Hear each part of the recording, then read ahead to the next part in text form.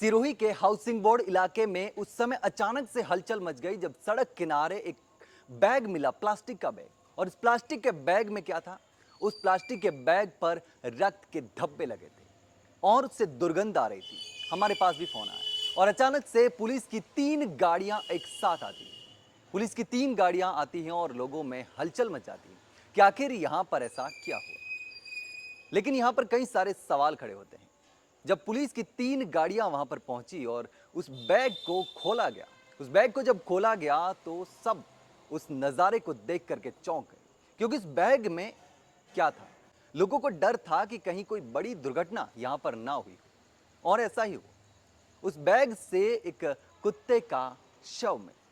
लेकिन कुत्ते का शव मिलने के बाद लोगों ने थोड़ी राहत की सांस तो ली, लेकिन जो लोग वहां पर मौजूद थे उन्होंने यह भी सवाल किया कि आखिर एक बेजुबान जानवर कुत्ते को किसने मारा होगा, क्योंकि उसकी जो बॉडी थी वो प्लास्टिक के बैग में पैक करके रखी गई थी, वो भी सड़क किनारे हाउसिंग बोर्ड में मेन रोड पर फेंकी गई थी और उसको देख करके लोगों में हलचल भी मच गई थी।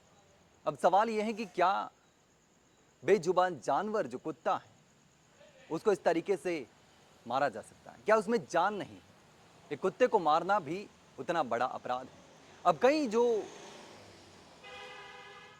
जीव जंतुओं के लिए काम करते हैं और डॉग लवर्स जो हैं वो सवाल उठा रहे हैं कि जो भी इसके पीछे जिम्मेदार हो, जिसने इस जघन्य घटना जो है उसको अंजाम दिया हो, उसके खिलाफ कार्रवाई होनी चाहिए।